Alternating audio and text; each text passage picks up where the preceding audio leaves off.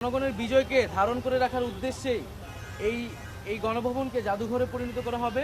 স্বৈরাচারী ফ্যাসিস্ট খুনি রাষ্ট্রনায়কদের আসলে কি পরিণত হয় এবং জনগণই যে আসল মালিকানার এবং ক্ষমতার মালিক, সেই বিষয়টিকে একটি নিদর্শন হিসেবে পুরো পৃথিবীর বুকে রাখার জন্যই আমরা এই গণভবনটিকে জুলাই গণঅভ্যুত্থানের স্মৃতি জাদুঘরে পরিণত করার সিদ্ধান্ত নিয়েছি সরকারের পক্ষ থেকে। বৃহস্পতিবার আমাদের যে ক্যাবিনেট মিটিং ছিল সেখানে সিদ্ধান্ত হয়েছে গণভবনকে একটি জাদুঘরে রূপান্তরের মাধ্যমে জনগণের জন্য উন্মুক্ত করে দেওয়া হবে।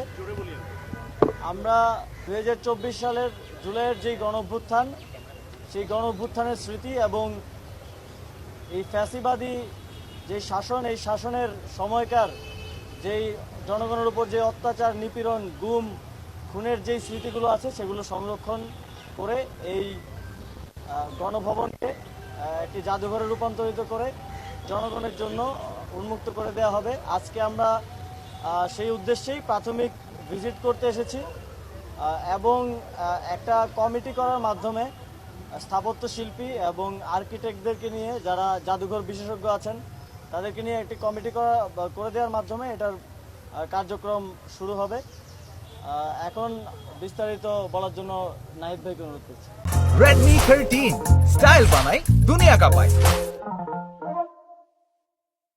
আপনারা জানেন যে ইতিমধ্যে আমাদের ক্যাবিনেটে সিদ্ধান্তটি হয়েছে যে এই যে গণভবন নামে এই যে বাসভবনটি, প্রধানমন্ত্রীর বাসভবনটি ছিল, সেটিকে জুলাই গণঅভ্যুত্থানের স্মৃতি জাদুঘরে রূপান্তর করা হবে। এবং যেহেতু 36শে জুলাই অথবা 5ই আগস্ট জনগণ এইটি জয় করেছে এবং অনেক রক্তের এবং আত্মত্যাগের ভিতর দিয়ে আমরা কিন্তু এই 5ই আগস্টের মুহূর্তটি পেয়েছি। ফলে সেটি জনগণের জন্য উন্মুক্ত করে দেওয়া এবং জনগণের বিজয়কে ধারণ করে রাখার উদ্দেশ্যেই এই গণভবনকে জাদুঘরে পরিণত করা হবে। এবং এটি শুধু বাংলাদেশেই নয়, আমরা পৃথিবীর বুকে একটি নিদর্শন হিসেবে রাখতে চাই যে কোনো স্বৈরাচারী ফ্যাসিস্ট খুনি রাষ্ট্রনায়কদের আসলে কি পরিণত হয় এবং জনগণই যে আসল মালিকানার এবং ক্ষমতার মালিক, সেই বিষয়টিকে একটি নিদর্শন হিসেবে পুরো পৃথিবীর বুকে রাখার জন্যই আমরা এই গণভবনটিকে জুলাই গণঅভ্যুত্থানের স্মৃতি জাদুঘরে পরিণত করার সিদ্ধান্ত নিয়েছি সরকারের পক্ষ থেকে।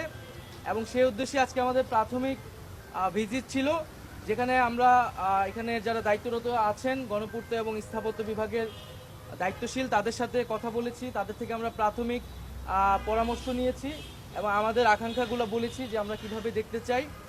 এবং একটি ফর্মাল কমিটি করার জন্য নির্দেশ দেওয়া হয়েছে।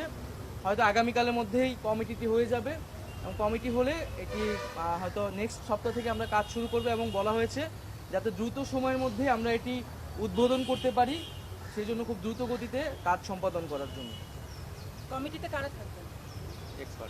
কমিটিতে যারা বিশেষজ্ঞ রয়েছেন, স্থাপত্য সাথে জড়িত এবং জাদুঘর বিশেষজ্ঞ এবং যারা আর্টিস্ট রয়েছেন তাদের থেকেও, এবং আমরা বিদেশে যারা রয়েছে জাদুঘর বিষয়ে বিশেষজ্ঞ বা এরকম অভ্যুত্থানের স্মৃতি জাদুঘর করার অভিজ্ঞতা রয়েছে, তাদের সাথেও যোগাযোগ করার পরামর্শ নেওয়ার জন্য বলা হয়েছে।